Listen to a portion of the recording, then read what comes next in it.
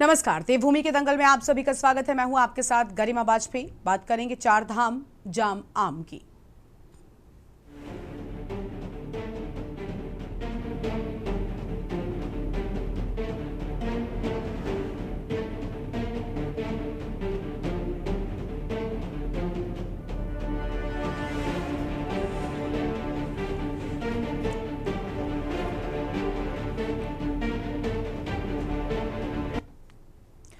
उत्तराखंड चारधाम यात्रा 2026 इस समय अपने चरम पर है और अब तक 18 लाख से अधिक श्रद्धालु चारों पवित्र धामों के दर्शन कर चुके हैं।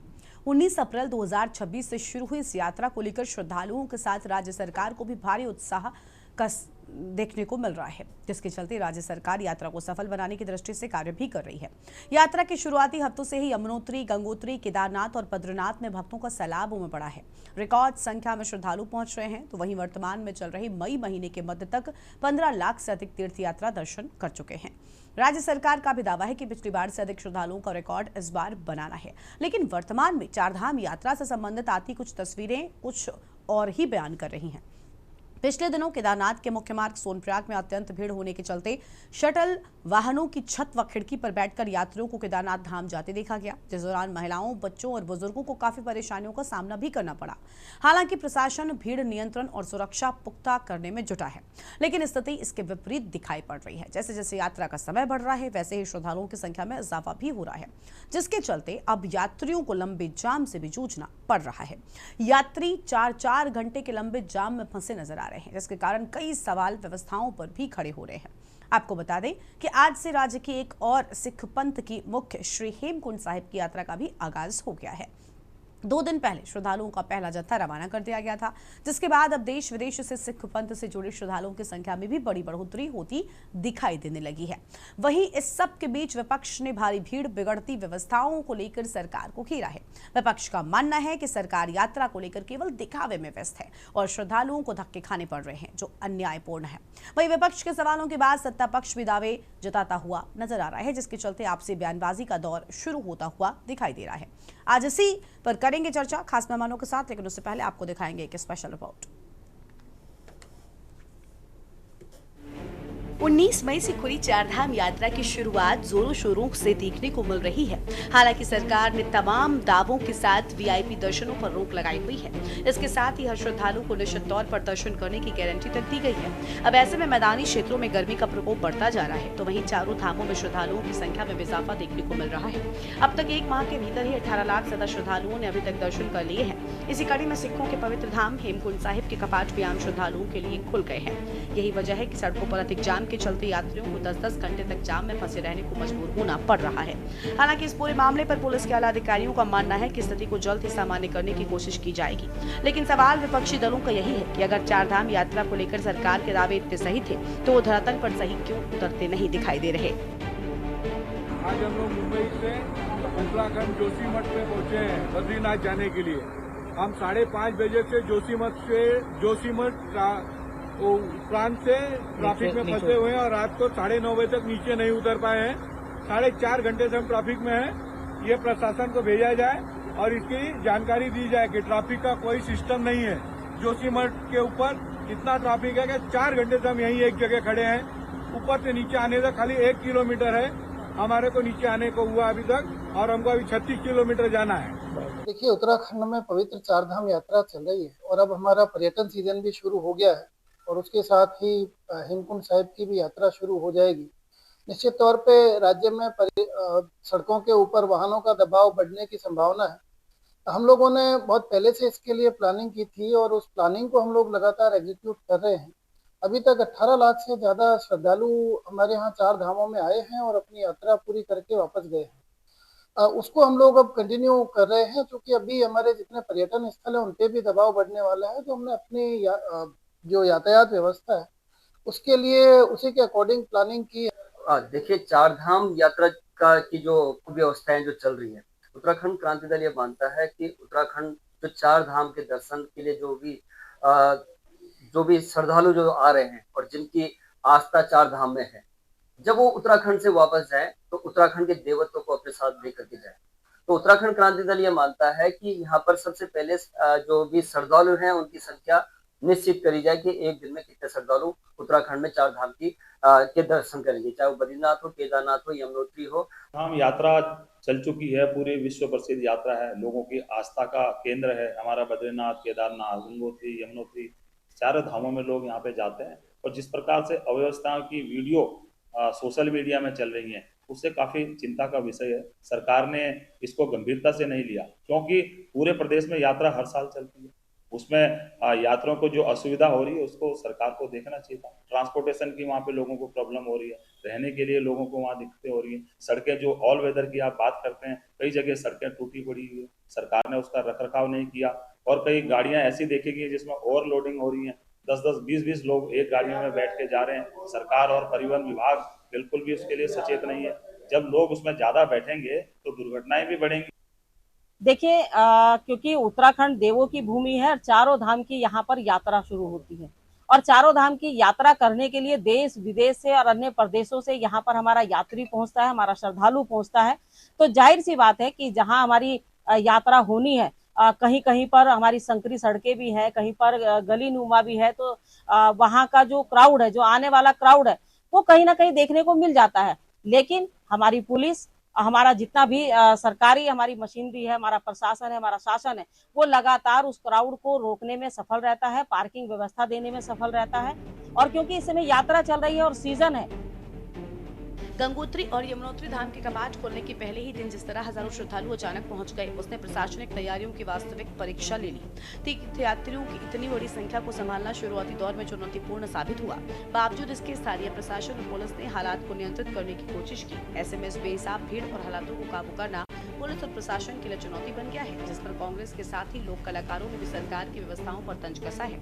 हालांकि पहले ही दिन यमुनोत्री में 2 श्रद्धालुओं की मौत की घटना ने इस धार्मिक यात्रा के बीच एक गंभीर सवाल खड़ा कर दिया है कि क्या व्यवस्थाएं वास्तव में इतनी मजबूत थी जितने दावे किए जा रहे थे। उसके बाद प्रशासन ने तुरंत ही हालात पर नियंत्रण किया और अब गंगोत्री यमुनोत्री धाम में हालात सामान्य है, लेकिन बद्रीनाथ और केदारनाथ में उमड़ रही भीड़ किसी चुनौती से कम नहीं है। वहीं चारों धामों के साथ खुले हेमकुंड साहिब के कपाट से आगे जाम की स्थिति और भी भयावह हो सकती है। अगर पुलिस प्रशासन ने जल्द बड़ा कदम नहीं उठाया तो आगे मानसून भी बड़ी चुनौतियों के बीच मुंह उठाए खड़ा है। Uttarakhand desk report.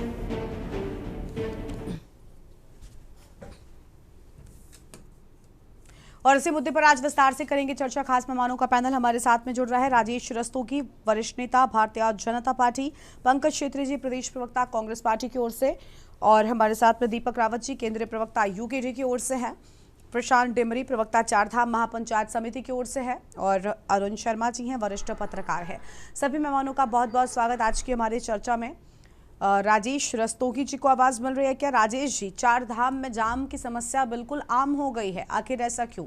देश भर से अलग अलग जगहों से कोने कोने से श्रद्धालु चार धाम यात्रा में दर्शन करने के लिए पहुंचते हैं, लेकिन इनका बुरा अनुभव बहुत खराब हो सकता है। चार धाम यात्रा का अनुभव खराब होगा तो इससे कहीं ना कहीं अन्य लोगों को भी अगर वो अपना अनुभव साझा करेंगे तो एक गलत संदेश जाएगा। तो इसको लेकर आखिर क्यों इस समस्या के लिए बड़े कदम, समाधान के लिए बड़े कदम नहीं उठाए जा रहे? राजेश जी। नहीं, ऐसा नहीं है कि कदम नहीं उठाए जा रहे हैं। अचानक इतना बड़ा रस आना आजकल कोई रुक ही नहीं रहा है। सब तरफ से हमारे चारों धाम की यात्रा पे लोग आ रहे हैं, और लेकिन जो व्यवस्थाएं हैं उसमें कहीं कोई कमी नहीं है। इतनी कमी जरूर है कि जितनी अपेक्षा की गई है उससे ज्यादा लोग वहां यात्रा में दर्शन करने के लिए पहुंच रहे हैं, क्योंकि बड़ा चार्म है, बहुत प्रचारित है यात्रा। और धामी जी के और मोदी जी की वजह से भी बहुत ज्यादा लोगों में जो उमड़ा है जोश, वो जोश भी नहीं रुक रहा है, दिखाई दे रहा है सड़कों पर। लेकिन उसके बावजूद भी काफी प्रयास किया जा रहा है नियंत्रित करने का। रस ज्यादा आने की वजह से खास करके सैटरडे और संडे को ये वातावरण बनता है। लेकिन कुछ लोग होते हैं, कुछ पॉलिटिकल लोग भी होते हैं, जो अपनी प्रॉब्लम कहने की बजाय वो सोशल मीडिया पे वीडियो बनाई और डाल देते हैं। उसका भी स्वागत है, उससे भी सीख लेंगे और उस पे और अच्छा करने का प्रयास करेंगे। कोई इसमें राजनीति नहीं होनी चाहिए। जो भक्ति भाव है लोगों का, देश भर के लोगों का, हमारे उत्तराखंड के प्रति, हमारे भगवान केदारनाथ के प्रति, भगवान बद्रीनाथ धाम के प्रति, गंगोत्री के प्रति, यमुनोत्री के प्रति उसका स्वागत है। और जो चीजें आ रही हैं उसका भी समाधान किया जाएगा। संज्ञान में आई हैं ये सब चीजें, बातें आई हैं, और भी जो आपके माध्यम से या जो चैनल पे और भी साथी लोग हैं उनके माध्यम से आएगी, उस पर भी काम किया जाएगा। और मैसेज यही है, प्रयास यही है कि यात्रा सफल हो चार धाम की, और पूरे देश में क्या दुनिया में नाम हो, और जो भी यहाँ कमियां आई हैं, जानकारी आई है, उसको भी संज्ञान लेकर के सुधारने का प्रयास किया जाएगा। लगातार सरकार इस पर ध्यान दे रही है, सब लगी हुई है टीम इसके ऊपर, और सभी विपक्षी दलों से भी अनुरोध करूंगा वो भी ऐसे समय में तीर्थ यात्रा के दौरान चारों धाम की लोग जो आ रहे हैं वो भी एक संदेश दें। लोग रुक नहीं रहे हैं, लेकिन उनका भी स्वागत है, उनका भी अपना भाव है मन का।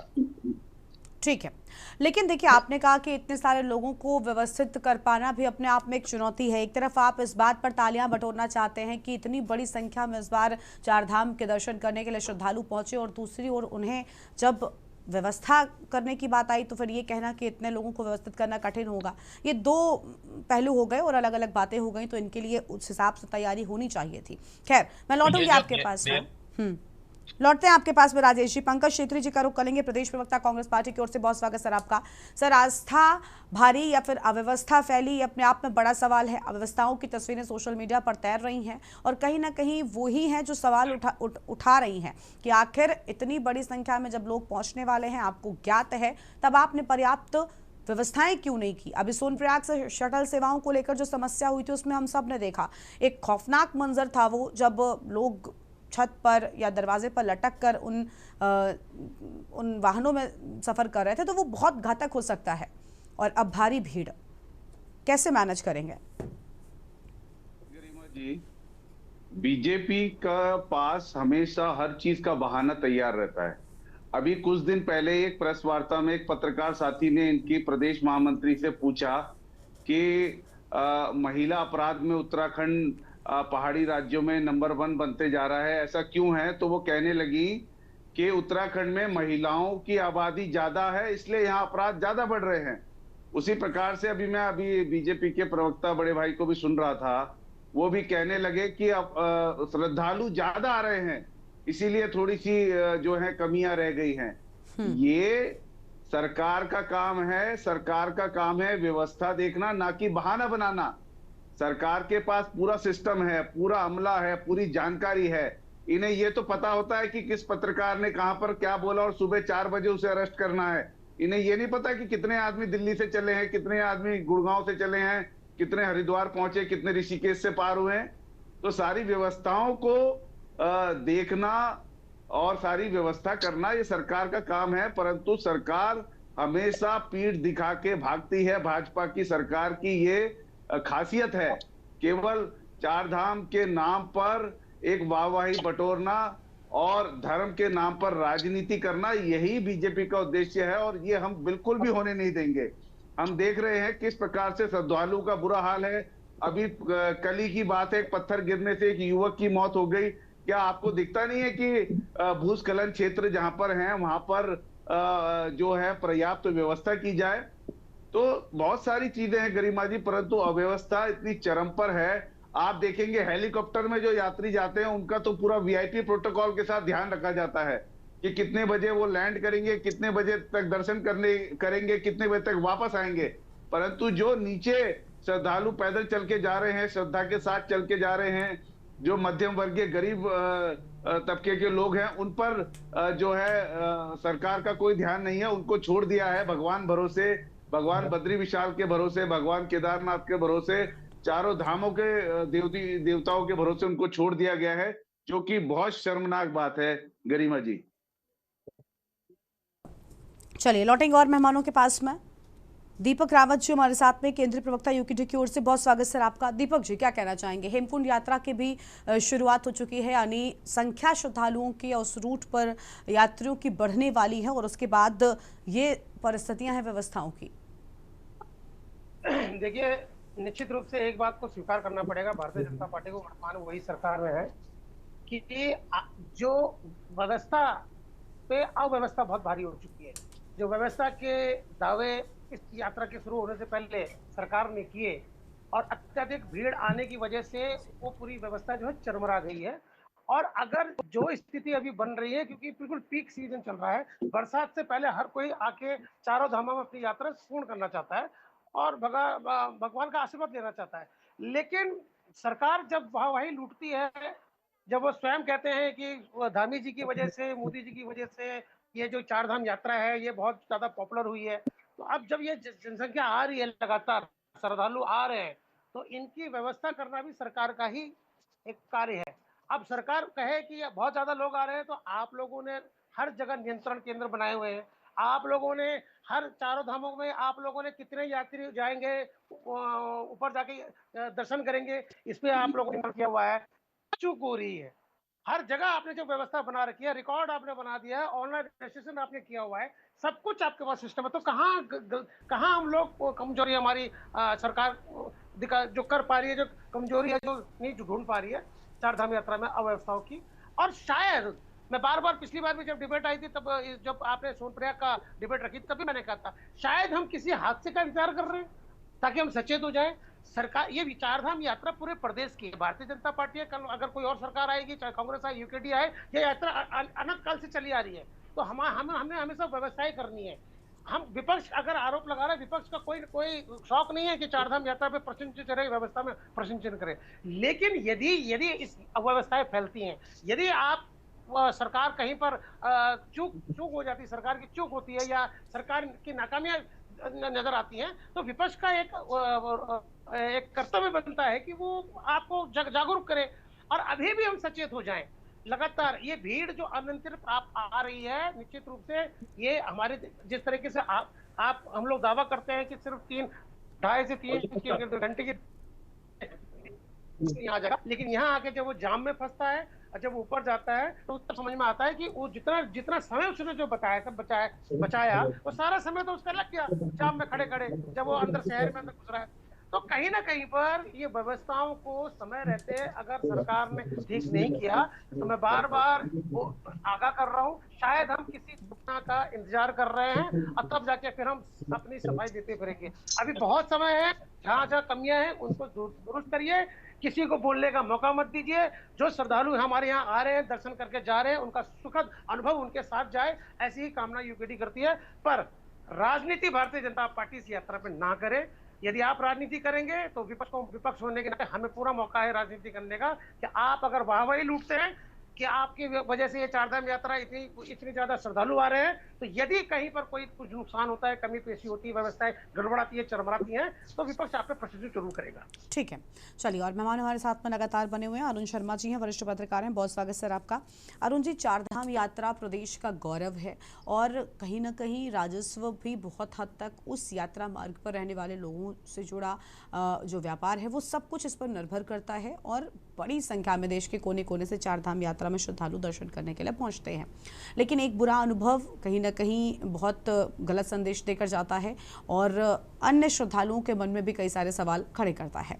अभी जो व्यवस्थाओं को लेकर सवाल उठ रहे हैं, ये ऐसा नहीं है कि पहली बार उठे, हर साल चारधाम की यात्रा जब शुरू होती है तो ऐसी अलग अलग तस्वीरें कभी कूड़ा कचरों को लेकर आती हैं, तो कभी यात्रा मार्ग पर व्यवस्थाओं को लेकर आती हैं और हर बार आती है। इस बार बड़ी संख्या में लोग पहुंच रहे हैं, आंकड़ा जो है वो अभी से काफ़ी हद तक आगे बढ़ता हुआ नजर आ रहा है। इस बात पर सत्ता पक्ष ताली भी बटोर चुका है कि बड़ी संख्या में लोग आ रहे हैं, हमने बहुत अच्छे इंतजाम किए हैं। लेकिन इन लोगों के आने के बाद व्यवस्थाओं की जो स्थिति सामने आ रही है तस्वीरों के माध्यम से, वो चिंताजनक है और परेशान करने वाली है। आखिर क्यों इतने लोगों के हिसाब से इंतजाम नहीं किए गए, या अगर पहाड़ी इलाकों में, दुर्गम क्षेत्रों में इतने इंतजाम नहीं हो सकते तो आपको सीमा निर्धारित करनी चाहिए कि एक समय पर इतने लोगों को ही आगे बढ़ाया जाएगा। जो शटल सेवा की तस्वीरें आई थी, आप सोचिए, मतलब ऐसे यात्रा मार्ग होते हैं वहाँ पर जहाँ पैदल चलना भी मुश्किल होता है, वहाँ पर लोग वाहनों में खिड़की पर या छत पर लटक कर सफ़र कर रहे हैं, किसी तरीके से धक्का मुक्की, बुजुर्गों के सामने और महिलाओं के सामने तो और दिक्कत। अब आप सोचिए ये स्थिति है, क्यों आखिर ऐसी तस्वीरें सामने आ रही हैं। गरिमा, देखिए, जो हमारी चारधाम यात्रा है वो कोई हाल फिलहाल में शुरू हुई कोई यात्रा नहीं है। ये यात्रा आदिकाल से चली आ रही है, और जिस जमाने में पुलिस नहीं होती थी, प्रशासन नहीं होता, तब भी यात्रा चलती थी, और ये भगवान भरोसे ही चलती। भगवान बद्रीनाथ, भगवान केदारनाथ, माँ गंगा, माँ यमुना, इन्हीं के भरोसे ये यात्रा चलती। ये सही है कि जब से सड़कें थोड़ी दुरुस्त हुई है और सुविधाएं बढ़ी है, यात्रा में आने वाले यात्रियों की संख्या भी बहुत तेजी से बढ़ी। और पिछले कुछ साल में तो हम देख रहे हैं कि 50 लाख का आंकड़ा 6 महीने में ये यात्रा पार कर रही है। निश्चित तौर पर इस यात्रा से उत्तराखंड के, खासकर गढ़वाल के जो जिले हैं, इनकी आर्थिकी भी जुड़ी है। तो 6 महीने जब कपाट बंद रहते हैं और 6 महीने वो इंतजार करते हैं कब चारों धामों के कपाट खुलेंगे और कब उनको उनके रोजगार के अवसर बढ़ेंगे। ये सारे लोग, चाहे वो डंडी कंडी वाले हों, घोड़े वाले हों, टैक्सी वाले हों, बस वाले हों, रेस्टोरेंट वाले हों, होटल वाले हों, तमाम तरह के जो व्यवसाय हैं, उनमें ये यात्रा निश्चित तौर पर उनके जो उसमें रोजगार से जुड़े हुए लोग हैं, उनकी आर्थिकी में इजाफा करती। और ये भी सही है, हम बहुत समय से डिस्कस लगातार कर रहे हैं, चर्चाएं हो रही है, शासन प्रशासन स्तर पर भी हो रही है कि धामों की जो कैरिंग कैपेसिटी और धामों में जो फुटफॉल है, दोनों में बहुत अंतर है। जितनी कैरिंग कैपेसिटी है उतना फुटफॉल हो तो मेरे ख्याल से किसी को दिक्कत नहीं हो। ये सारी दिक्कतें जो ये शटल सर्विसेज में लटकना हो, या जगह ना मिलना हो वहां, या लाइनों में कई कई घंटे खड़े रहना हो, ये तभी होता है जब हम कैरिंग कैपेसिटी को ध्यान में रख के लगातार फुटफॉल को बढ़ावा दे रहे हैं। यात्रियों की तादाद बढ़ रही है लेकिन व्यवस्थाएं वही सीमित है। और एक आश्चर्य की बात है, देखिए गरिमा, हम लोग लगातार ये डिस्कस करते हैं जब यात्रा काल होती है। देखिए ये सबसे कठिन यात्रा है, उसमें सबसे ज्यादा भीड़ रहती है यात्रा केदारनाथ। लेकिन आप कुछ सालों में देखें, वहां सबसे ज्यादा फुटफॉल है, सबसे ज्यादा लंबी लाइनें हैं, और सुबह शाम जो नजारा है आरती के समय, इसके बावजूद कि वहां अक्सर मौसम खराब रहा।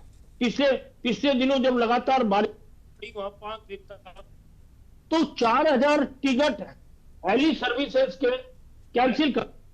अब आप सोच, 4000 टिकट कैंसिल हेली सर्विसेज के उन 5 दिनों में, तो वो जो लोड है वो भी बढ़ा है।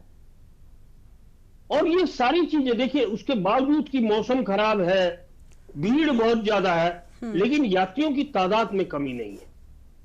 ये व्यवस्था भी भगवान भरोसे ही, हम कितना ही दावा करें कि हमारे पुलिस वाले इतने हैं, हमारे स्वास्थ्य वाले इतने हैं, हमारे प्रशासन के इतने लोग लगे हुए हैं, लेकिन जिस तरह की भीड़ उमड़ रही है, उस भीड़ को कंट्रोल करना भगवान भरोसे ही है। ठीक। और अभी मेरे ख्याल से दीपक ने बोला कि सरकार शायद किसी दुर्घटना का इंतजार कर रही है। नहीं, कोई नहीं चाहता, ना सरकार चाहती, ना विपक्ष चाहते कि ये किसी भी तरह की दुर्घटना इन यात्राओं में हो, क्योंकि उससे बहुत गलत मैसेज पूरे दुनिया में जाता है। हम सबका प्रयास यही होना चाहिए कि जो यात्री आए उसकी यात्रा इस तरह हो कि वो वापस जाके पॉजिटिव व्यूज वहां के लोगों के, अपने लोगों के सामने रख सके। जी गरिमा। ठीक है सर, लौटेंगे आपके पास में और मेहमानों को हम चर्चा में जोड़ते चलेंगे। उससे पहले वक्त हो रहा है देवभूमि के दंगल में एक छोटे से ब्रेक का, फौरन लौटेंगे।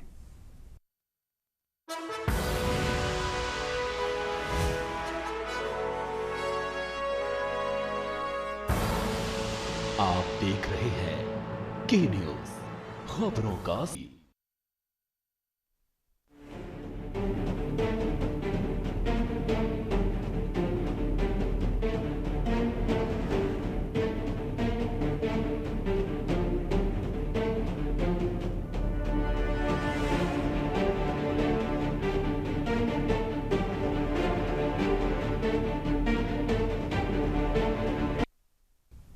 ब्रेक के बाद देवभूमि के दंगल में आप सभी का स्वागत है। खास मेहमान हमारे साथ में लगातार बने हुए पंकज छेत्री जी हैं, प्रदेश वक्ता कांग्रेस पार्टी की ओर से। पंकज जी, हर साल 4 धाम की यात्रा होती है, हर साल संख्या में कुछ न कुछ इजाफा ही होता है। सिर्फ अगर एक बार को छोड़ते, मुझे याद है जब पिछले साल से उसके पहले साल से आंकड़े कम हो गए थे, लेकिन इस बार ये उम्मीद जताई जा रही थी, खुद सरकार ने जताई थी कि हम चाहते हैं और हमें उम्मीद भी है कि ज़्यादा से ज़्यादा लोग आएँ, क्योंकि इससे लोगों को फायदा होता है। उन व्यापारियों का पूरी तरीके से जीविकोपार्जन इसी यात्रा पर निर्भर करता है जो उस यात्रा मार्ग में रहते हैं। लेकिन उसके बाद भी, सारी प्लानिंग के बाद, सारी जानकारी के बाद आप उतनी व्यवस्थाएं न कर पाएं तो फिर इसको क्या माना जाए और क्यों मुश्किल है? क्योंकि आपको पता है कि ऐसे ही रास्ते हैं। ऐसा तो है नहीं कि एक साल ही 4 धाम यात्रा के मार्ग जो है वो कठिन था, अगले साल एकदम वहां पर आप हाईवे बना देंगे। ये संभावना तो नहीं है ना। हमें भी पता है, यात्रियों को भी पता है और सरकार को भी पता है। गरिमा जी, इस पे आपने बड़ा अच्छा प्रश्न किया। देखिए, सब कुछ ठीक चल रहा है और ठीक चलता आया है और चलता रहेगा। ये हमारे देवभूमि में ऐश्वर्य कृपा है कि कभी कभी बड़ी दुर्घटनाएं भी ऐसी होते होते बच जाती हैं, जो कि सच में हमें ये एहसास दिलाती है कि हमारे देवभूमि में देव निवास करते हैं। परंतु समस्या वहां आती है जब ये सरकारें कहने लगती हैं, भाजपा की जो सरकार अभी छाती पीट पीट के कह रही है कि हमारी सरकार ना होती तो यात्रा ना होती, नरेंद्र मोदी जी देश के प्रधानमंत्री ना होते तो यात्रा ना होती, पुष्कर धामी अगर प्रदेश के मुख्यमंत्री ना होते तो यात्रा ना होती। तो और इनकी वजह से यात्रा की ब्रांडिंग हो रही है। जैसे एक छिचोरा यूट्यूबर था, एक बार उसने कहा कि उसके कई मिलियन फॉलोवर हैं। उसने कहा कि मेरी वजह से ही लोग उत्तराखंड को जानते हैं, नहीं तो कोई नहीं जानता। तो उसकी बहुत लोगों ने भत्सना भी करी, बहुत उसकी 1-2 बारी तो धक्का मुक्की होते भी बची, पिटाई भी होते होते बची। लेकिन किसी के लिए ऐसे शब्दों का, मैं मानती हूँ ये बयान ठीक नहीं है, लेकिन ऐसे शब्दों का इस्तेमाल भी ठीक नहीं है। बताया मैं आपको। जो देखिए, ये बयान बिल्कुल गलत था कि उनकी वजह से उत्तराखंड की पहचान है, लेकिन इसमें भी कोई दो राय नहीं है कि उत्तराखंड में उनको काफी सम्मान मिलता है। मैंने अपने सम्मानित नेताओं को नहीं कहा, यूट्यूबर को कहा। हाँ, तो मैं समझ गई आपने जिसको कहा। उसी प्रकार से जो भाजपा के नेता चिल्ला चिल्ला के बोलते हैं कि हमारी वजह से यात्रा हो रही है, और उस यात्रा में कोई अड़चन हो, व्यवधान हो और व्यवस्था ठीक ना हो, तो निश्चित तौर पे किसको बोला जाएगा? जो व्यवस्थापक है उसको बोला जाएगा। तो यही हम प्रश्न उठा रहे हैं बार बार कि यात्रा चलती है, आप उसको संतुलित तौर पर चलाएं, परंतु उसकी पर्सनल ब्रांडिंग जब आप करने लगते हैं कि मेरी वजह से हो रही है, मैं ना होता तो यात्रा ना होती, तो तब दिक्कत आती है। तो व्यवस्था करें, व्यवस्था सुधारें, और हम चाहते हैं कि और सुदृढ़ तरीके से यात्रा हो। और उत्तराखंड में हम भी रहते हैं, हम विपक्षी दल जरूर हैं, पर हम उत्तराखंड के एक नागरिक हैं, समझदार लोग हैं और जिम्मेदारी उठाने वाले हैं, और हम चाहते हैं हमारे प्रदेश का गौरव बढ़े, हमारे प्रदेश का नाम पूरे विश्व में हो। तो निश्चित तौर पर जो भी यहाँ आए वो यहाँ से एक सुखद अनुभव लेके जाए। परंतु दुख तब होता है जब सरकार व्यवस्था में चूक जाती है और तब अपनी विफलता को नहीं मानती, और जब यात्री जरूरत से ज्यादा आ जाते हैं तो कहते हैं हमने बुलाया तब आए। तो हम चाहते हैं क्वालिटी वाली यात्रा आप यात्रियों को दें, न कि क्वांटिटी वाली कि आप एकदम से भीड़ बुला लें, जबकि आपके पास पूरा नियंत्रण है। यात्रा मार्ग में ऋषिकेश से आपके पास पूरा नियंत्रण शुरू हो जाता है, कितने लोग ऊपर जा रहे हैं, कितने नीचे आ रहे हैं, कितने चारों धाम में ट्रेवल कर रहे हैं, तो पूरा आपके पास डेटा है। आपके पास IIT जैसे संस्थान है, यहाँ पर IIM जैसे संस्थान है, तो उनका इस्तेमाल करिए, टेक्नोलॉजी का इस्तेमाल करिए और यात्रा को सुगम बनाएं और बहुत ही सुरक्षित बनाएं। यही हम आशा करते हैं, ना कि आप छाती पीट पीट के बोले कि हमारी वजह से यात्रा हो रही है, और जब यात्रा में कोई व्यवधान उत्पन्न हो, कोई अव्यवस्था हो, तो मुंह चुरा के भाग जाएं। इसीलिए दिक्कत होती है गरिमा जी। ठीक है, राजेश रस्तोगी जी, वरिष्ठ नेता बीजेपी की ओर से, सर क्या कहना चाहेंगे? व्यवधान नहीं चाहता विपक्ष, लेकिन समाधान जरूर चाहता है, और वो है सत्ता पक्ष के हाथ में, सरकार के हाथ में। बेहतर व्यवस्थाएं हर साल क्यों नहीं होती? हर साल जिन चीज़ों की जो कमियां सामने आती हैं, हर बार कुछ ना कुछ नया निकल कर आता है यात्रा में, हम जिसमें ये समझ पाते हैं कि भाई ये चीज़ और बेहतर हो सकती है, लेकिन उस लिहाज से कभी भी तैयारियाँ नहीं की जाती। हर बार ऐसा लगता है, और अभी एक यूट्यूबर, वो किसी की भी बात होती, कुछ भी कहना इस तरीके से गलत है। यूट्यूबर्स और सोशल मीडिया पर कंटेंट क्रिएटर्स जो है ना, ये असल में सच्चाई लेकर आ रहे हैं। हम लोग रील्स में भी देखते हैं, कई बार इतनी सारी चीज़ें निकलकर सामने आती हैं, इतना सच साफ तौर पर दिखाई पड़ता है जो ये बताता है कि सच्चाई क्या है। और कई सारे मुद्दे तो हम खुद भी वहाँ से देखते हैं, क्योंकि हम देख रहे होते हैं कि कैसे लोग समस्याओं का सामना कर रहे हैं। छोटी छोटी बातें जिन तक नहीं पहुँच पाते लोग, जो समस्याएं सामने नहीं आ पाती, लेकिन सोशल मीडिया के माध्यम से वो सब कुछ सामने आता है। तो फिर अब छुप नहीं सकती चीज़ें। राजेश जी,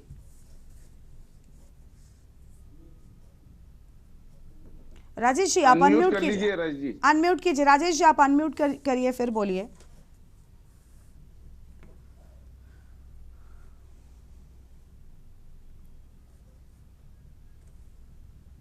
राजेश जी,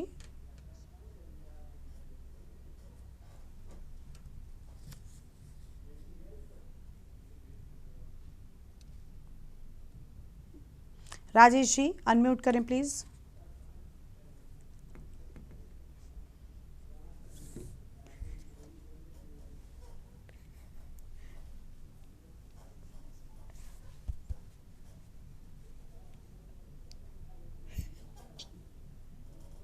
क्या हो गया?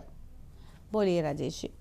गरिमा जी, कोई चीज छुपनी नहीं चाहिए और उसको छुपाने का प्रयास भी नहीं करना चाहिए। और सरकार अगर छुपाती तो ये डिबेट ही क्यों होती? चाहे किसी भी सोशल मीडिया के चैनल से, ना, वो तो हम खुद ही ढूंढ कर लाए। किसी भी सोशल मीडिया के माध्यम से बात आई तो उस पर चर्चा भी हो रही है। अभी पंकज जी परम आदरणीय मोदी जी की और धामी जी की बहुत तारीफ कर रहे थे, अभी बोल रहे थे कि शायद प्रधानमंत्री मोदी ना बनते तो देश भी ना चलता, और धामी जी बढ़िया इंतजाम ना करते तो यात्रा भी नहीं होती। तो ये जो आदि कैलाश यात्रा शुरू हुई है हमारे यहाँ कुमाऊं मंडल में, ये तो जानते ही होंगे किसने वहां करके यात्रा का वातावरण बनाया। यशस्वी प्रधानमंत्री की वजह से आज हजारों की संख्या में यात्री जा रहा है आदि कैलाश। हमारे यहाँ से भी टूर जा रहा है। और व्यवस्थाओं की ये बात सही है, कोई किसी भी तरीके की कमी कहीं नहीं छोड़ी गई, और कोई कांग्रेस का या उत्तराखंड क्रांति दल का कोई ऐसा ज्ञापन पत्र भी सरकार के पास नहीं आया कि यहाँ ये कमी है, इसको पूरा किया जाए। सरकार ने कहीं किसी तरीके की बात नहीं छोड़ी। लेकिन जो बात अरुण जी ने कही है, ये जो इस बार हमारा देहरादून दिल्ली हाईवे बना है, उसकी भी बहुत बड़ी चर्चा हुई है। लोग सीधे दिल्ली से पहुंच रहे हैं, हरिद्वार को भी बाईपास करके उधर से ही पहुंच रहे हैं। बहुत चर्चा है इसकी। और गर्मी भी बहुत नहीं है, व्यापारी रो रहे हैं हरिद्वार के। कुछ लोग गर्मी की वजह से भी, भाई साहब व्यापारी रो रहे हैं हरिद्वार की तरफ रुक करे हुए हैं। हरिद्वार में भी आ रहे हैं, लेकिन वो ये हरिद्वार के व्यापारी रो रहे हैं। पंकज जी ठीक है, हरिद्वार के व्यापारियों को भी कोई परेशानी नहीं है। पंकज जी अगर कोई परेशानी है तो कांग्रेस वालों को है। नहीं, ऐसा नहीं है, ऐसा नहीं है राजेश जी। कांग्रेस वालों से परेशानी ये है कि वो चीजों को रखते नहीं है सरकार के संज्ञान में। कांग्रेस प्रदेश अध्यक्ष श्री गणेश कुडियाल जी को मुख्यमंत्री से मिलना चाहिए। क्या बात है बात करने में, क्या प्रॉब्लम है? उत्तराखंड के नेताओं को भी बात करनी, उत्तराखंड क्रांति दल के नेताओं को भी बात करनी चाहिए। अरे मुख्यमंत्री भी कहीं बाहर के थोड़ी है, वो भी उत्तराखंड के हैं, आप सब लोग भी उत्तराखंड के हैं, हम भी उत्तराखंड के हैं। कोई ऐसी समस्या है, अरे जो रिपोर्ट दिखा रहे हैं उन्हें तो गिरफ्तार कर ले रहे हैं। जो कोई ऐसी समस्या है, कोई ऐसी घटना है जिसके होने से हम सबकी बात खराब होगी, छवि खराब होगी, तो हम सबको मिलकर के सामूहिक समाधान ढूंढने में क्या आपत्ति है? प्रयास तो करो। यात्रा में किसी स्तर की कोई कमी कहीं नहीं छोड़ी गई है। कुछ चीजें सोशल मीडिया के माध्यम से जो आई हैं, उन पे भी संज्ञान लिया गया है, और वो संज्ञान जो लिया गया है वो जारी रहेगा। तो ये प्रयास होगा कि ये पुनरावृत्ति किसी भी हमारे तीर्थ स्थल पर ना हो, और शांतिपूर्ण तरीके से ये यात्रा संपन्न हो। ठीक है। और इस यात्रा के संपन्न होने में सरकार के साथ साथ भाजपा के कार्यकर्ताओं के साथ साथ कांग्रेस के नेताओं, कार्यकर्ताओं का, उत्तराखंड क्रांति दल के कार्यकर्ताओं का, सभी सामाजिक संगठनों का, व्यापारियों का उसमें सहयोग हो। ये राजनीति का विषय नहीं है, ये भगवान की आस्था का विषय है। और आस्था भगवान के प्रति, सनातन के प्रति इतनी बड़ी हुई है कि लोग रुक नहीं रहे, थक नहीं रहे हैं। पूरे देश के अंदर, सबके अंदर एक भाव जगा है सनातन का, हिंदुत्व का, धर्म का, दर्शन का। तो उसका परिणाम है, अपेक्षा की गई थी कि आएंगे 2 करोड़ आदमी, आ गए हैं 8 करोड़ आदमी या 10 करोड़ आदमी। तो कहीं ना कहीं तो अव्यवस्था होगी, लेकिन जिस तरीके से सड़कों का जाल बना है, चारों धाम की यात्रा में जिस तरीके का वातावरण देश के लोगों के अंदर है, दुनिया के लोगों के अंदर है कि अच्छी सड़कें हैं, अच्छा वातावरण है, चले आ रहे हैं, रुक नहीं रहे। ठीक है। और अभी जो अरुण शर्मा जी ने कहा था, ये ईश्वर की कृपा है, भगवान की कृपा से ये सब हो रहा है। ये सरकारें भी ईश्वर की कृपा से ही चलती हैं। जिसको ईश्वर मौका देता है, महादेव जिसको मौका देते हैं, वही सजा करके बैठता है। तो होता तो सब प्रभु की इच्छा से है। और जब विपक्षी दलों के हृदय में भी ये बात विराजमान हो जाएगी, सब प्रभु की इच्छा से होता है, तो और अच्छा वातावरण बनेगा, और अच्छा मैसेज बनेगा। ज्ञान से होता है सब, ज्ञानेश से। तो कोई चूक नहीं है कहीं किसी जगह। जहां तक नाम का सवाल है, आपके पास नाम का सवाल, जनता पार्टी अटल है अपने काम के प्रति। भारतीय जनता पार्टी लगातार हर चुनाव में जीत प्राप्त कर रही है, तो कुछ तो कारण होगा ना भारतीय जनता पार्टी के कार्यकर्ताओं की सेवाओं का। कुछ तो मैसेज होगा, कुछ तो शक्ति होगी काम करने की। ज्ञानेश कुमार हृदय से करते हैं, भारत माता की जय के साथ करते हैं, धर्म की जय के साथ करते हैं, प्रभु श्री राम के जयकारे के साथ करते हैं। तो आप सब लोग भी करेंगे। और मैं तो, मेरा बड़ा स्पष्ट कहना है, जो बातें आई हैं उस पर संज्ञान लिया गया है। आप भी कोई बात कहेंगे तो उस पर संज्ञान लिया जाएगा। ठीक है। और सभी दलों के नेताओं से मेरा अनुरोध है, 5-5, 10-10 लोग मिलकर के मुख्यमंत्री से इस संबंध में चर्चा भी करें, बात भी करें। ठीक है। दीपक जी कुछ कह रहे थे। दीपक जी, मुझे लगा आपके कार्यक्रम में कथा शुरू हो गई है। अचानक से ऐसा लगा जैसे कथाएं प्रवचन चल रहे हो और हमने सिर्फ श्रोता बन के सुनना है। सनातन के बारे में कुछ लोगों को भगवान की चर्चा अच्छी नहीं लगती है। अरे सुनिए तो सही, कुछ लोगों को भगवान की चर्चा अच्छी नहीं लगती है। ठीक है, ठीक है। राजेश जी, अब उनको बोलने दीजिए। जब बात ही धार्मिक यात्रा की होगी तो चर्चा करेंगे। राजेश जी अब रुक जाइए सर, अब रुक जाइए प्लीज। राजेश जी बोलिए आप।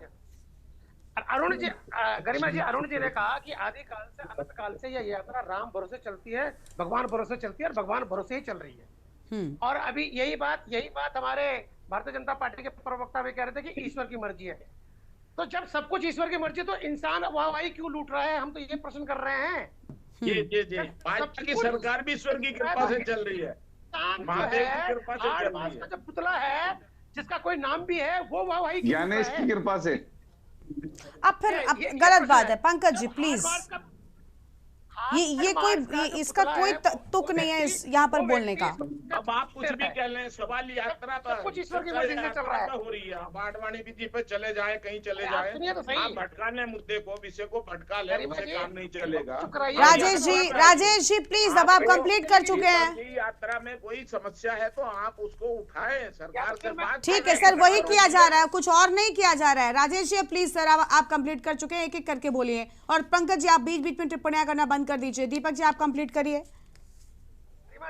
त्रिवेंद्र सिंह रावत जी जब मुख्यमंत्री थे, उन्होंने देवस्थानम बोर्ड की स्थापना की बात करी थी, उनकी सरकार चली गई। 2 साल पहले, मैं याद दिलाता हूं भारतीय जनता पार्टी के प्रवक्ताओं को, 4 धाम यात्रा विकास प्राधिकरण, अगले वर्ष 4 धाम यात्रा विकास प्राधिकरण के अंतर्गत यात्रा होगी। क्या वो अस्तित्व में आ गया? क्या यह यात्रा उसके अंतर्गत चल रही है? 2 वर्ष से धामी जी ने मंच से बोला था। क्या वो कौन से कारण है कि आप 4 धाम यात्रा विकास प्राधिकरण नहीं बना पाए? क्या कारण है कि वो अस्तित्व में नजर नहीं आ रहा? क्यों आपने अपने आप पांव पीछे खींच लिए? पूरी व्यवस्था सुधारने की बात हो रही थी। इसमें कुछ जवाब है भारतीय जनता पार्टी के मुख्यमंत्री धामी जी का, कि जब आपने व्यवस्थाओं को सुधारने के लिए ये बात कही थी कि 4 धाम यात्रा विकास प्राधिकरण बनेगा, क्यों नहीं बना? इतनी निकम्मी कैसे साबित होगी? ये इतने महत्वपूर्ण हर साल की यात्रा के लिए, इतना व्यवस्था करने के लिए आपने 4 धाम यात्रा विकास प्राधिकरण अस्तित्व में क्यों नहीं बना?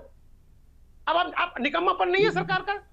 कि ये यात्रा हर साल होती है, हर साल हम लोग व्यवस्था अच्छी से अच्छा करना चाहते हैं। और आपने तो स्वयं मंच से बोला, स्वयं मुख्यमंत्री ने बोला, विपक्ष ने तो नहीं बोला। तो कौन से कारण है?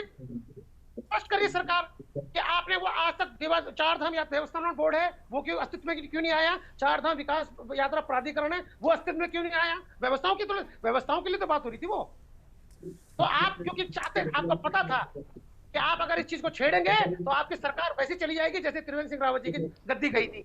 गांधी जी को भी पता है। तो आप मंचों से वाहवाही लूटने के लिए इस तरह से बोलते, बयानबाजी करते हैं, जुमले फेंकते हैं। अब रही व्यवस्था की बात, गरिमा जी, निश्चित रूप से हम लगातार देख रहे हैं यात्रा बढ़ रही है, भारतीय जनता पार्टी इसकी वाहवाही लूटती है। कोई भी सरकार हो वो राजनीति करना चाहती है, चार धाम यात्रा में करे।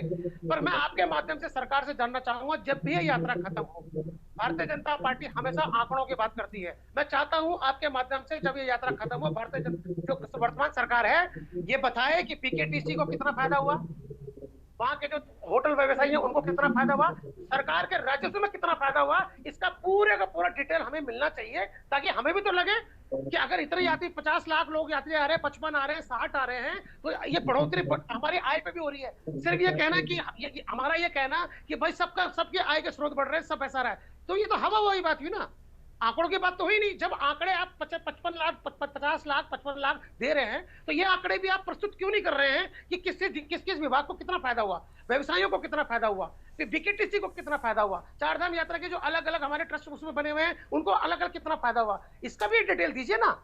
लेकिन ये डिटेल कभी नहीं आती है, आप उससे बचना चाहते हैं। हम तो चाहते हैं कि ये चीजें आगे बढ़े, ठीक है, हर जो सरकार सत्ता में हो वो इसको बढ़ाए। चलिए ठीक है, इंतजार कर रहे हैं। ठीक है, लौटते हैं आपके पास में। वरिष्ठ पत्रकार अरुण जी का एक बार फिर से रुक कर लेते हैं। अरुण जी, कई सारी समस्याएं और सबसे अहम मुझे लगता है सबसे बेसिक जो है वो चार धाम यात्रा में कम से कम यात्रियों की सुरक्षा तो होनी ही चाहिए। हम ये तो बिल्कुल नहीं कह सकते कि हमेशा से ये यात्रा चली आ रही है और वाकई मुश्किल है, हम सबको पता है मुश्किल रास्ते हैं, लेकिन आपकी व्यवस्थाएं कम से कम बेहतर हो सकती हैं। आप कितने लोगों को एक साथ आगे बढ़ने देंगे? आप रील्स स्क्रॉल करिए, आपको साफ तौर पर स्थितियां देखने को मिल जाएंगी। इतनी ज़्यादा भीड़ है लोगों की, ये बहुत अच्छी बात है। आप एक तरफ ये कह रहे हैं कि लोग, सत्ता पक्ष खास तौर पर, कि आप देखिए कितनी लोगों की भीड़ पहुंच रही है, लोगों की आस्था है, लेकिन सुरक्षा की जिम्मेदारी किसकी है? जो लोग आस्था के साथ वहां पर पहुंच रहे हैं उनकी सुरक्षा की जिम्मेदारी सरकार की है। वो ये नहीं कह सकते कि आस्था के लिहाज से सब कुछ चल जाएगा। राम भरोसे तो नहीं छोड़ सकते कम से कम चार धाम यात्रा को। तो नहीं लगता कि जो व्यवस्थाएं हैं वो यहाँ पर, हम ये नहीं कह रहे कि आप वहां पर कार चलवा दीजिए, लेकिन कम से कम कितने लोग आगे बढ़ेंगे ये व्यवस्थाएं तो होनी ही चाहिए। रजिस्ट्रेशन की प्रक्रिया की शुरुआत इसी चीज को लगभग ध्यान में रखते हुए की गई थी, लेकिन अब उसका मतलब नहीं निकल रहा। उससे सिर्फ ये हो रहा है कि हाँ, एक मोटा मोटा आंकड़ा पता चल जाता है कि कितने लोगों ने इस साल दर्शन किए और कब तक कितने लोगों ने किए। क्या इतना जानना ही काफी है, या इस आंकड़े से, इस जानकारी से आप कुछ वाकई और करेंगे? अरुण जी, देखिए गरिमा, आंकड़े होना भी जरूरी है ताकि चीजों का पता लग सके और व्यवस्थाओं को बनाने में उससे लाभ मिल सके। लेकिन क्योंकि सरकार ने ऑनलाइन ऑफलाइन दोनों तरह के रजिस्ट्रेशन खोले थे और आज भी बहुत जगह रजिस्ट्रेशन काउंटर चल रहे हैं, चाहे वो विकास नगर हो या हम कहें गुरुकुल नारसन हो, जितने बॉर्डर्स हैं सब पर हमारे जो रजिस्ट्रेशन काउंटर है। उसके अलावा हरिद्वार, ऋषिकेश, इनमें तो क्योंकि ऋषिकेश से यात्रा का मुख्य पड़ाव माना जाता है, ऋषिकेश शुरुआत मानी जाती है, इसलिए ऋषिकेश में तो बहुत सारे काउंटर, हरिद्वार में बहुत सारे काउंटर हैं। तो ये तमाम व्यवस्था इसलिए की जाती है कि एक आंकड़ा सामने आए और उसके हिसाब से व्यवस्थाएं हो सके। पहले से पुलिस को इन्फॉर्म हो जाए कि इतने लोग आने की संभावना है, तो वो थोड़ी ट्रैफिक व्यवस्था देख ले। हालांकि वो स्थिति यह है कि ट्रैफिक व्यवस्था, मुझे तो ये लगता है कि हरिद्वार से लेके और चारों धाम तक ही ध्वस्त रहती है। अब आप यही लगा लीजिए हिसाब कि हाँ, हरिद्वार से दिल्ली जो हाईवे है, नेशनल हाईवे है, वो लगभग 3-3.5 घंटे लगाता है। और वही स्थिति है कि हरिद्वार से ऋषिकेश आने में 4-5 घंटे लग जाते हैं। यही स्थिति देहरादून दिल्ली नेशनल वो जो एक्सप्रेस वे है उसकी है कि आप 2.5 घंटे में छोटी गाड़ी और 3 घंटे में बड़ी गाड़ी लग दिल्ली देहरादून। लेकिन उसके बाद वो जैसे ही वो हाईवे खत्म होता है उसके बाद देहरादून शहर में 1 घंटा लग जाता है। तो ये केवल जहां नहीं, ऋषिकेश में, मसूरी में, नैनीताल में, चारों धामों में जो जगह जगह पड़ाव है चार धाम के, चाहे वो हम बात करें चंबा की या हम बात करें उत्तरकाशी की, गंगोत्री की, दूसरे रूट की बात करें जमुनोत्री में तो बड़कोट वगैरह की, या इधर बात करें हम केदारनाथ में तो रुद्रप्रयाग, श्रीनगर, अगस्त्यमुनि, तमाम जगह है। बद्रीनाथ की बात करें तो रुद्रप्रयाग से आगे हम देखें तो वहां चमोली में, कर्णप्रयाग में जगह जगह जाम की स्थिति है। और ये स्थिति जो 2 धाम है हमारे बद्रीनाथ और गंगोत्री, उनमें भी यही स्थिति है। तो कहीं ना कहीं हम यह आकलन करने में फेल रहे कि वहां कितनी गाड़ियां जा सकती है और हम कितनी गाड़ियों को जाने की छूट दे रहे हैं। ये स्थितियां हैं और इसको स्वीकार करना पड़ेगा, क्योंकि ये रोज आंखों के सामने घटनाएं हो रही है। ये कोई आंकड़ों की बाजीगरी का खेल नहीं है, तो सामने दिख रहा है कि जहां जाम लग रहा है वहां लग रहा है। अब उसमें कोई क्या कर सकता है? केवल इतना हो सकता है कि पुलिस उस जाम को कितनी जल्दी खोले, ये स्थिति हो सकती है। लेकिन जो कैरिंग है उससे ज्यादा गाड़ियां आ रही हैं जिससे जाम लग रहा है, और तमाम जगह लग रहा है, कोई एक जगह नहीं है। आप रोज कोई सा भी मीडिया उठा के देख ले, वो स्थिति है। और केवल ये अगर हम ये कहें गरिमा की इस साल की समस्या है, नहीं, ये हर साल की समस्या है, क्योंकि हमारे यहां पार्किंग नहीं है उतनी। ये विडंबना है, हम हर साल पार्किंगों की बात करते हैं लेकिन वो पार्किंग की व्यवस्था कर नहीं पाते। और आप ये देख लीजिए कई जगह पार्किंग बनाई हुई है तो उससे ज्यादा गाड़ियां हैं। आज की तारीख में हर आदमी ये कोशिश करता है वो अपनी गाड़ी से चल ले, क्योंकि उसमें सुविधा है, पैसे कम पड़ते हैं। अब आप अंदाज लगाइए ना, उत्तराखंड में आने वाली अगर गाड़ियों का आंकड़ा आप देखेंगे तो तमाम उन दावों की धज्जियां उड़ती है जो मितव्ययिता और पेट्रोल बचाओ, ऊर्जा बचाओ नारे लगाते हैं, वो सारी धज्जियां यहाँ उड़ती भी दिखती हैं। और ये तो देखिए, ये कोई ऐसी बात नहीं है जो मनगढ़ंत बात है, ये सामने दिखती हुई घटना है, ये रोज की घटना है। और गरिमा वास्तव में इसका भी ठोस उपाय ढूंढना पड़ेगा कि आखिर गाड़ियां कितनी खड़ी हो सकती है और आ कितनी रही है। अब आप हिसाब लगा लीजिए, मैं ऋषिकेश में रहता हूं, यात्रा का मुख्य पड़ाव है। ऋषिकेश में आप गलियां में घूम लीजिए, कोई खाली प्लॉट पड़ा वहां जाके देख लीजिए, हर जगह यात्रियों की बसेस लगी हुई है, हर जगह गाड़ियां लगी हुई है जो बाहर से आ रही हैं, क्योंकि यहां से वो दूसरी गाड़ियां चेंज करके जाते हैं। तो ये तमाम स्थितियां हैं गरिमा, और इनका भी उपाय ढूंढना पड़ेगा, चाहे वो किसी भी सरकार हो, कांग्रेस की सरकार हो या बीजेपी की सरकार हो या यूकेडी की सरकार हो, ये भविष्य में इसका भी समाधान ढूंढना पड़ेगा।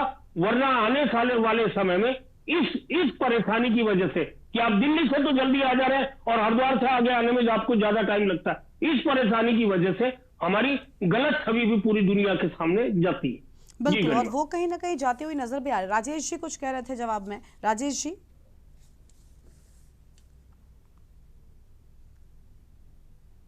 आप अनम्यूट कीजिए पहले।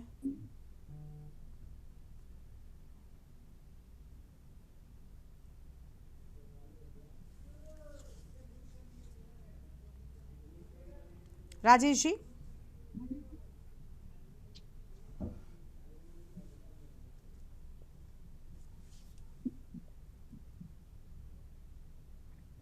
बोलिए।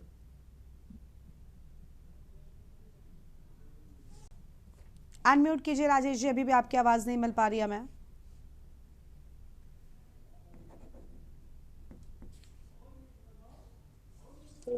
कुछ प्रॉब्लम आ रही है राजेश जी। हाँ बोलिए, सुनाई दे रहा है। मैं बोल रहा था कि अभी अरुण शर्मा जी ने एक बहुत अच्छा सुझाव, बहुत अच्छी बात रखी है। या तो भीड़ पे नियंत्रण के लिए जो गाड़ियां हैं उनका मानक तय हो, कितनी आएंगी, कितना क्या होगा, ये बहुत अच्छा है, विचार होना चाहिए, इस पे काम भी होना चाहिए। बहुत अच्छी बात कही है।